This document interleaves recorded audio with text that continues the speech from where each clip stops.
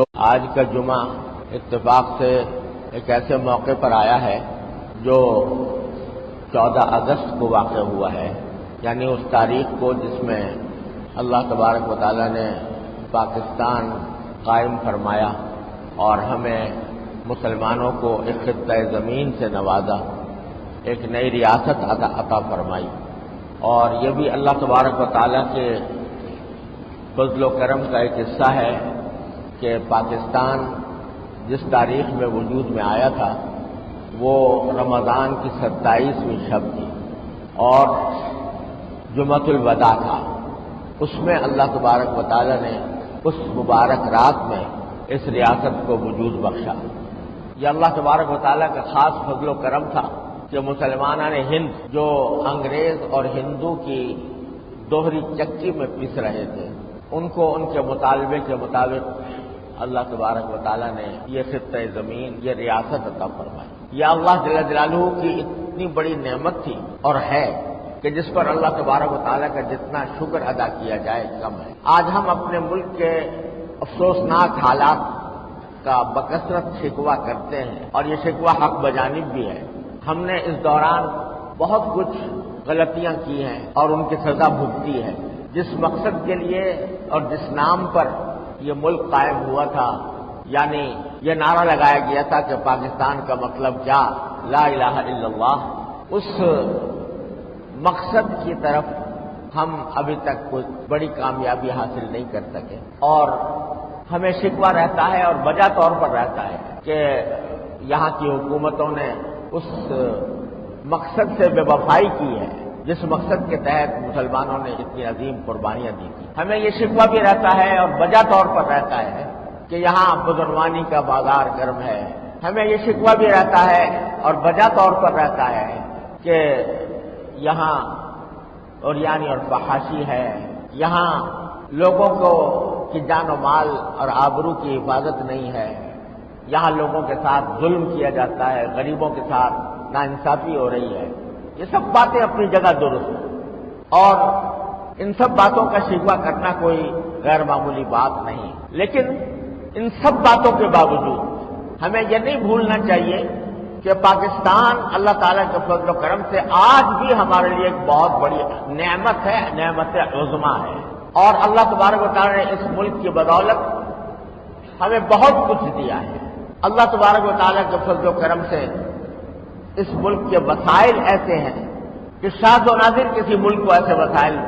مہیا ہوتے ہیں۔ یہاں صحرا بھی ہیں، پہاڑ بھی ہیں، دریا بھی ہیں، سبزہ زار بھی ہیں، یہاں کھیت بھی ہیں، یہاں اللہ تبارک و تعالیٰ نے بہت کچھ عطا فرمایا ہے۔ بہت سے ملکوں کے اندر کوئی یہ وسائل مہیا نہیں ہوتے جو اللہ تبارک و تعالیٰ نے ہمیں عطا فرمائے، اور اس لحاظ سے بھی اللہ تبارک و تعالیٰ کی یہ نعمت ہے کہ پورے کرۂ زمین کے اوپر یہ واحد ملک ہے جو جس کے دستور میں یہ بات طے شدہ قرار دی گئی ہے کہ اس کائنات پر حکمرانی اصل میں اللہ جل جلالہ کی ہے۔ پاکستان کا دستور اس کی قرارداد مقاصد سے شروع ہوتا ہے جس میں اس بات کا اقرار و اعتراف کھلے لفظوں کے ساتھ موجود ہے کہ کائنات پر اصل حکمرانی اللہ جل جلالہ کی ہے، اور اگر کوئی شخص حکمران بنتا ہے تو وہ اللہ تبارک و تعالیٰ کی مقرر کردہ حدود کے اندر اس حق کو استعمال کرنے کا پابند ہے۔ آج کی سیکولر جمہوریت جس کا راز ساری دنیا الاپتی ہے، اس کا بنیادی نقطہ نظر یہ ہے کہ حکمرانی عوام کی ہے، یعنی عوام گویا ان کو حکمرانی کا حق حاصل ہے اور ان کو حاکمیت کا حق حاصل ہے۔ وہ جس چیز کو اچھا کہتے ہیں وہ اچھی ہے، جس کو وہ برا کہتے ہیں وہ بری ہے، لیکن ہمارا دستور یہ کہتا ہے کہ حاکمیت اللہ کی ہے۔ یہ وہ بات ہے جو قرآن کریم میں فرمائی ان الحکم الا للہ، حاکمیت کسی کی نہیں ہے سوائے اللہ جل جلالہ۔ یہ بات دنیا کے کسی دستور میں موجود نہیں، کسی مسلمان ملک کے دستور میں یہ بات موجود نہیں ہے کہ حاکمیت اللہ کی ہے اور اسی کی مقرر کردہ حدود کے اندر حکمرانی کا حق استعمال کیا جائے گا۔ بڑے بڑے نامور اسلامی ملک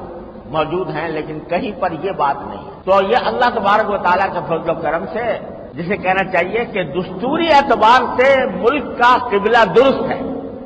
اور یہ ایسا ہے جیسے کہ ایک کافر کلمہ پڑھ لے اور کہتے کہ اشہد ان لا الہ الا اللہ اشہد ان محمد رسول اللہ، تو وہ کفر سے نکل کر اسلام میں آ جاتا ہے، اور اللہ تبارک و تعالیٰ اس کو اسلام کی دولت عطا فرما دیتے ہیں۔ اگر وہ بعد میں بے عملی کا شکار ہو تو بدعمل کہلائے گا، بے عمل کہلائے گا، اور اس کے اوپر تنقید بھی کی جائے گی، لیکن اس کو یہ نہیں کہا جائے گا کہ یہ مسلمان نہیں رہا۔ اسی طرح اللہ تبارک و تعالیٰ نے ہمیں ایسا ملک عطا فرمایا جس کا قبلہ اصل کے اعتبار سے درست ہے، اللہ کی حاکمیت کو ماننے والا۔ پھر اسی دستور کے اندر یہ بات موجود ہے کہ جتنے اسلامی عقائد ہیں، اللہ تعالیٰ کی توحید، نبی کریم صلی اللہ علیہ وسلم کی رسالت، آپ کے اوپر نبوت کا اختتام، ملائکہ، قرآن کریم اور یوم آخرت، ان سب کا ذکر موجود ہے کہ ان پر ایمان لائے بغیر کوئی شخص پاکستان کا حکمران نہیں بن سکتا۔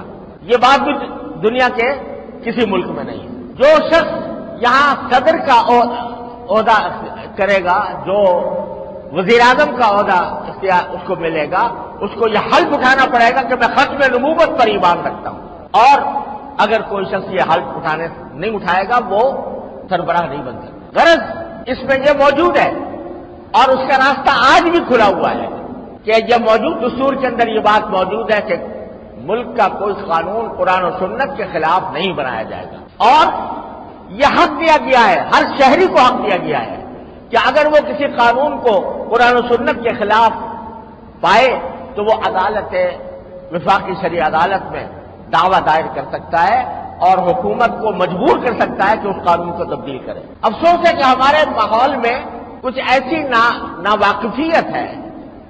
اور سیاست کا کچھ ایسا انداز ہے کہ جلسے جلوسوں نعروں کے ذریعے جو کام کیا جائے وہ تو لوگوں کے سامنے آتا ہے، لیکن اگر کوئی پرامن اور صحیح طریقے پر سنجیدگی کے ساتھ کوئی کام کر کے اگر شریعت کی طرف پیش قدمی کا کوئی راستہ ہو تو اس کی طرف لوگوں کو توجہ، آج شاید بہت سے لوگوں کو یہ بات معلوم بھی نہیں ہوگی کہ ہر شہری کو، پاکستان کے ہر شہری کو یہ حق حاصل ہے کہ وہ مروجہ کسی بھی قانون کو چیلنج کر دے۔